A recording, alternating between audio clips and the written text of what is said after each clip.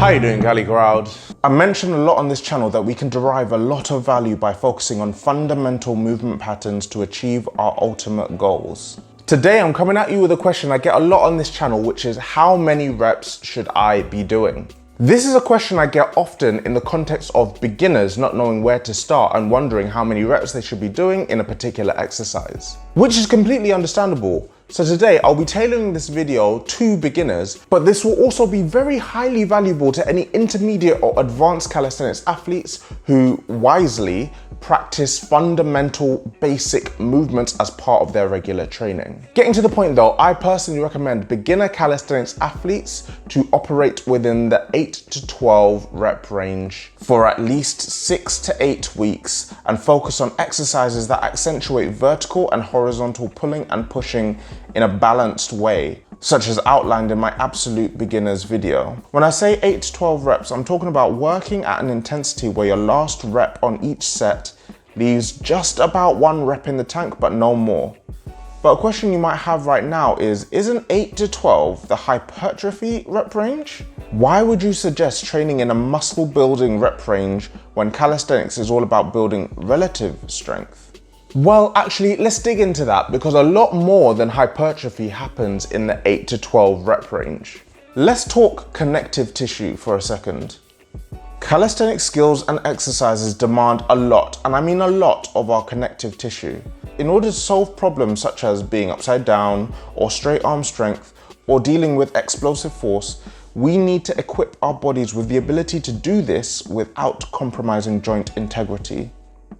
Usually, when identifying a lack of strength, the focus of the conversation usually turns to musculature and how muscles may be too weak to produce the force output needed for the demands placed upon them. But ligaments and tendons have a vital role to play in strength as well. Our connective tissue is not blessed with the sort of blood supply that our muscles get, for example, and so they take far longer to recover.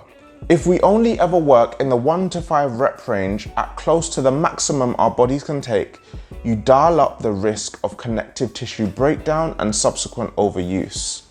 By working at an intensity that allows for 8 to 12 reps, we can get the volume we need to prepare our bodies for when we eventually want to take it closer to the limit when it comes to things such as skill work. In the 8 to 12 rep range, we also get the added benefit of multipattern familiarity. The more we do a movement, the more our bodies become familiar with it. The more familiar a movement is, the more efficient we become at doing it. The volume that the 8 to 12 rep range allows us to get our teeth into means that we can speed this process up by exposing us more to back-to-back repetitions. This means that when we get to a point where we want to add a layer of complexity, we can do so while already being solidly familiar with the basic patterns. This familiarity with basic movements also makes the application of the strength we build here far more transferable, which means we can learn faster. And the final reason why I love the 8 to 12 rep range for beginners is hypertrophy. While we need to respect that calisthenics is all about our body to weight ratio, we cannot escape the fact that bigger muscles create more force. And while strength gains may not be particularly optimal in the 8 to 12 rep range, we can still get significant strength spillover even while working in this ballpark, especially if you're a beginner. Okay, so with that in mind, how would you go about applying this information? Well, if you're a beginner, I would start by working on the basic moves highlighted in my absolute beginner calisthenics video, sticking to this rep range for at least 6 weeks. If you're an intermediate to advanced calisthenics athletes, there is still a lot of value of working the fundamental patterns of dips, pull-ups, push-ups and body rolls in this rep range too. I personally had a phase in my own training where every 6 weeks, for about 4 weeks, I do these very exercises in the 8 to 12 rep range to really make sure that I'm building that solid base of strength. After those 4 weeks of working in this rep range, I deload before going back to my typical strength building work.